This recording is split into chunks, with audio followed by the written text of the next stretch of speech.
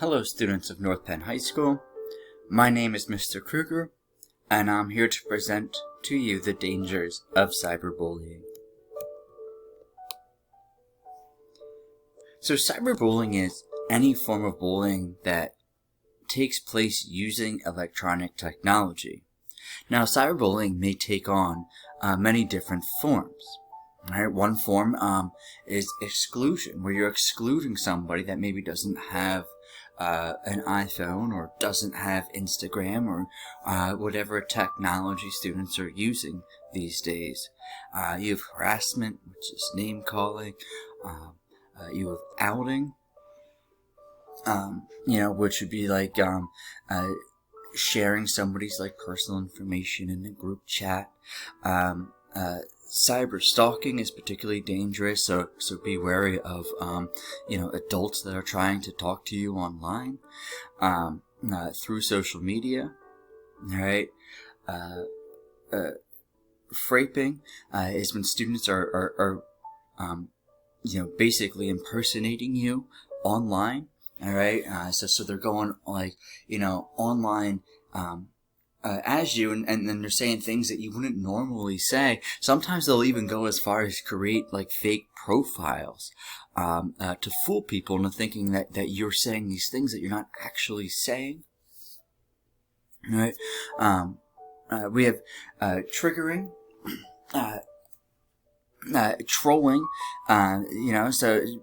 Be wary of internet trolls who are going to attack you and try to get some type of response from you out of anger, something that you may regret saying later on, but you're just reacting to what this troll was saying.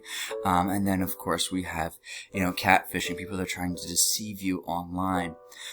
So these are the many different forms of cyberbullying to be aware of. Right. Now, the effects of cyberbullying, a lot of times people will say things online that they would never say to somebody's face, in person, and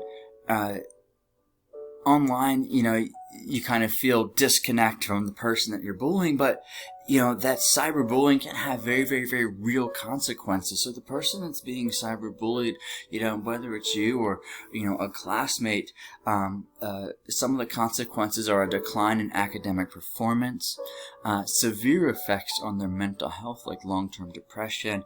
We've even seen students that have committed suicide because of cyberbullying. So it's definitely some very, very serious consequences to cyberbullying. Right? Not only that, but you may get in trouble for cyberbullying as well. So if you're acting as a cyberbullying, or you know somebody who's acting as a cyberbullying, they may face disciplinary actions at the school, whether it's detention or suspension or something even worse. Even if the cyberbullying occurred on your personal computer or your iPhone and occurred, away from the school and, in the middle of the night, not during school hours, if it's something that affects, your classmates who are coming to the school and disrupts a learning environment, you can be disciplined for it. All right.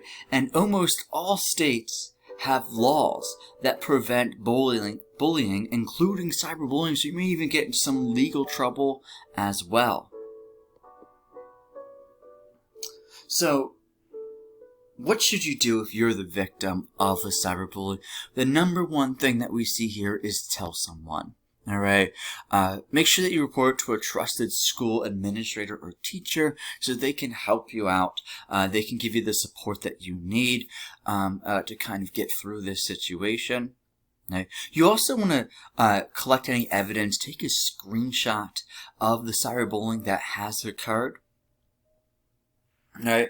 And then finally, make sure that every time you go online, you're going online ethically and you're not being a cyberbullying yourself. You're discouraging others from cyberbullying and you're staying safe. All right. So just practice being safe online, and remember to always take a stand against cyberbullying and help others when they need it. Alright guys, stay safe.